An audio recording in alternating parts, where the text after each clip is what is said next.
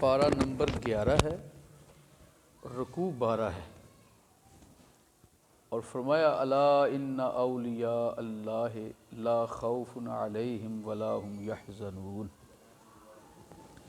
جو اللہ والے ہیں، اولیاء اللہ ہیں، انہیں نہ تو کوئی غم ہے اور نہ ہی کسی چیز کا خوف ہے۔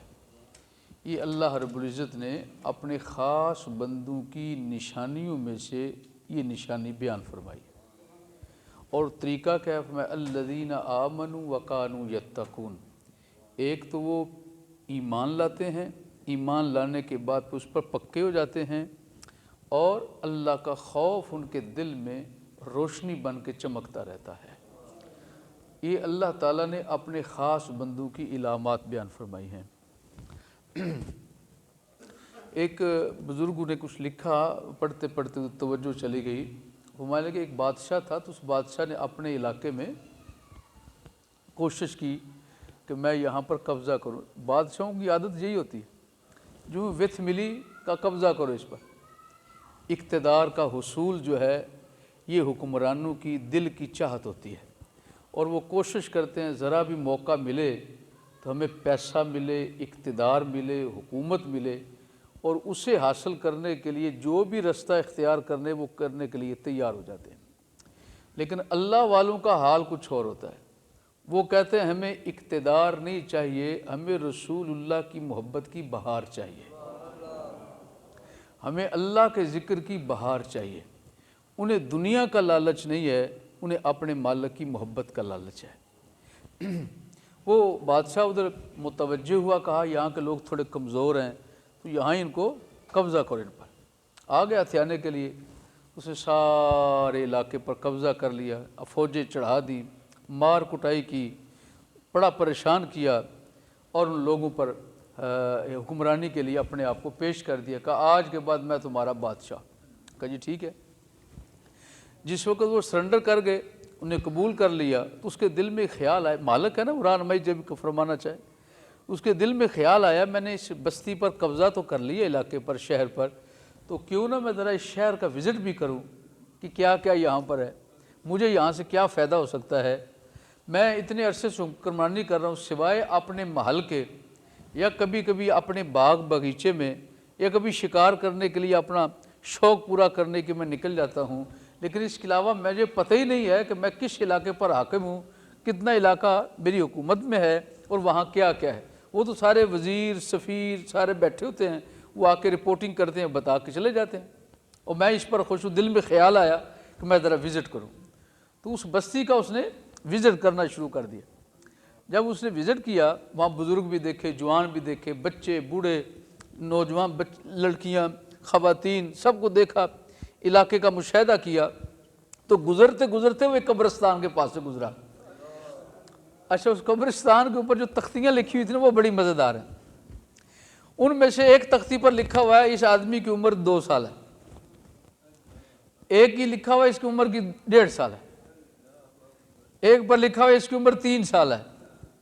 وہ کسی کی 2.25 سال، کسی کی 1.25 سال، کسی کی سال، کسی کی 6 مہینے، کسی کی 3 سال، 3 سال سے زیادہ کسی کی عمر اس کو نظر نہیں آئی۔ وہ سر پکڑ کے بیٹھ کے کہنے لگا میں نے آپ میں جوان بھی دیکھے ہیں، بچے بھی دیکھے ہیں، بوڑھے بھی دیکھے ہیں، تو کیا سارے یہ 2 سال 3 سال میں مر جاتے ہیں؟ تو تم باقی بچے ہوئے کیسے ہو؟ بڑا حیران ہوا۔ اس حیرانگی کے عالم میں اس نے تحقیق کا ذوق پیدا ہوا، پتہ کرو اصل بات کیا۔ اس نے وہاں کے جو بڑے بڑے لوگ سمجھدار تھے، دانا قسم کے تھے، بڑی عمر کے تجربہ کار تھے، ان کو بلایا، ان سے بات پوچھی، بھئی میں نے تمہارا قبرستان جا کے دیکھا ہے، اس قبرستان میں کسی بندے کی عمر 3 سال سے زیادہ نہیں ہے، اور تمہاری عمر جو ہے وہ زیادہ ہے۔ کیا جو باقی سارے مر گئے ہیں وہ تھوڑی تھوڑی عمر کے مر گئے ہیں؟ اگر وہ تھوڑی عمر کے مر گئے ہیں تو پھر تم کیسے بچ گئے ہو؟ نسل تو تب بھی چلتی ہے جب شادی ہو، بچے کی تو شادی نہیں ہوتی، وہ تو شادی کی قابلیت نہیں رکھتا۔ بلوغت ضروری ہے، اور بلوغت کم از کم 15 سال 14 سال کی عمر میں جا کے ہو جاتی ہے، اور تمہارے ہاں سارے مرنے والے 2 سال کے ہیں، 1.5 سال کے ہیں، یا 3 سال کے ہیں، اور تمہاری نسل پھر کیسے چلی ہے؟ وجہ کیا ہے؟ سبب بتاؤ۔ اللہ اکبر۔ مجھے لگتا ہے جیسے اس کے دل میں اس طرف توجہ آئی اور مالک نے کرم فرمایا، تو مالک نے جب اس کی رہنمائی کا ارادہ فرمایا، رستہ دینا چاہا، تو اسے اسی جگہ بھیجا جو اصل سبب تھا۔ مالک کے طریقے بڑے انداز بڑے عجیب ہیں۔ فرمایا اچھا بھی بتاؤ کیا بات ہے؟ کہنے لگے بات یہ ہے بادشاہ سلامت، جان کی یا مان پائے تو حقیقت بات یہ ہے کہ جو تختی ہم نے ہر بندے کی قبر پر لگائی ہے اس کی اصل عمر یہ نہیں ہے، اس کی اصل عمر کوئی اور ہے، اور جو ہم نے تختی پر لگائی ہے یہ عمر کوئی اور ہے۔ اس نے بولا یہ فرق کیوں ہے، یہ تضاد کیوں ہے، اس کی وجہ بتاؤ، وہ سبب کیا ہے؟ کہا بادشاہ سلامہ ہمارے اس پوری بستی میں یہ عادت ہے، ہم ہر بندے کی اس پوری عمر نہیں لکھتے، ہم اس بندے کی وہ عمر لکھتے ہیں جتنی عمر اس نے اپنے رب کو یاد کیا ہے،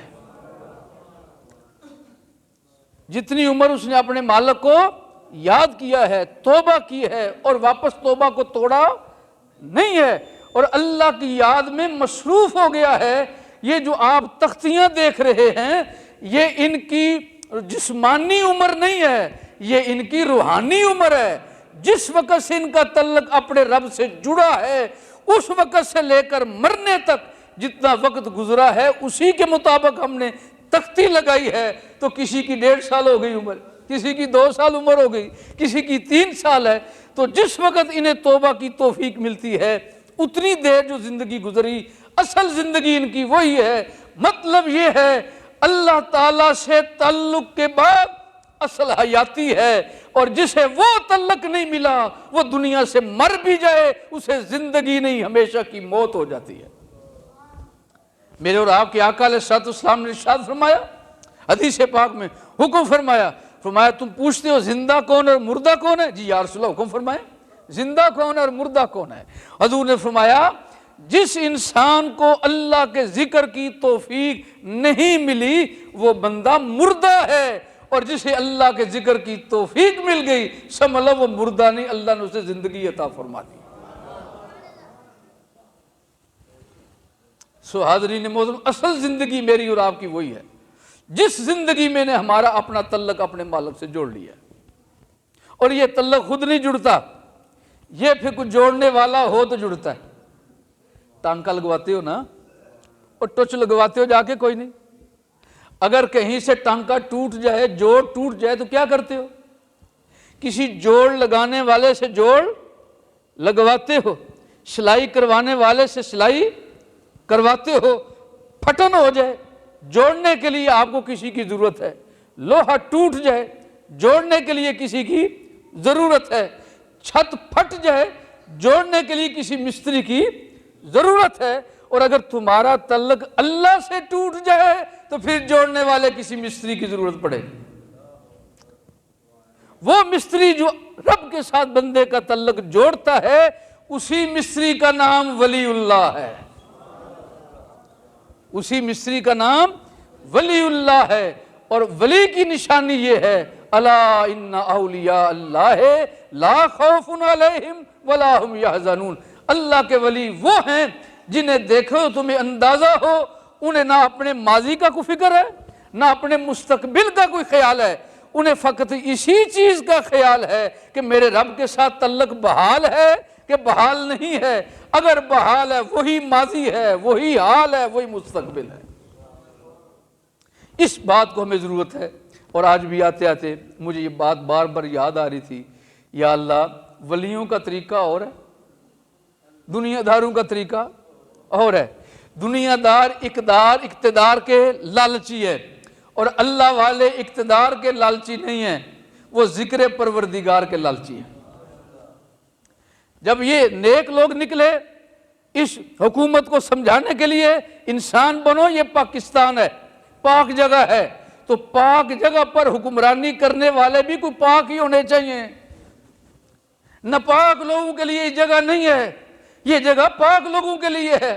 جب پاک لوگ پاک پیغمبر کا ذکر کرتے ہوئے پاک رب کی طرف توجہ کرتے ہوئے باہر نکلے تو سڑکیں بلاک ہوئی، بڑا شور مچا ہے، اور جب ناپاک لوگ نکلے ہر جگہ پر میوزک چل رہا ہے، ہر جگہ پر شیطان ننگا ناچ رہا ہے، اب کسی کو کوئی خیال نہیں آیا، معلوم ہوا اب ہمارا طریقہ غلط ہے، ہماری تقسیم غلط ہے، ہمارا معیار غلط ہے، جو اصل معیار ہونا چاہیے ادھر توجہ کی ضرورت ہے۔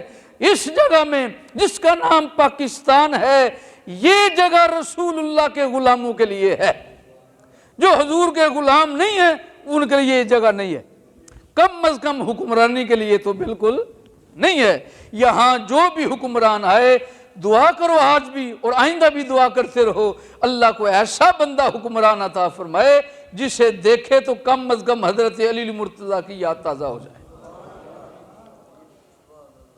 میں آپ سے بھی دعا کرتا ہوں اور آپ سے اطلاع بھی کرتا ہوں، اور اپنے لیے بھی اللہ کی بارگاہ میں درخواست کرتا ہوں، اللہ تعالی ہمیں اپنی زندگی میں ایسا حکمران دیکھنا نصیب فرمائے، جی جسے دیکھ کر شریعت کی دھجیاں نہ اڑ رہی ہوں، دھوکہ دہی، یہ فریب کاری، جھوٹ کا بازار گرم نہ ہو، جس کی موجودگی پر اللہ سچائی کی خوشبو عطا فرمائے، اللہ وفاداری کا شوق عطا فرمائے، اللہ حلال رزق کا ذوق عطا فرمائے۔ ایسی حکمرانی ہو تو بس یقین کر لو پھر ہر جگہ اللہ کے ذکر کی بہار ہے یا پھر رسول اللہ کے ذکر کی بہار ہے۔ اللہ تعالی ہم سب کو عمل نصیب فرمائے۔ وما علیہ الا البلاغ المبین۔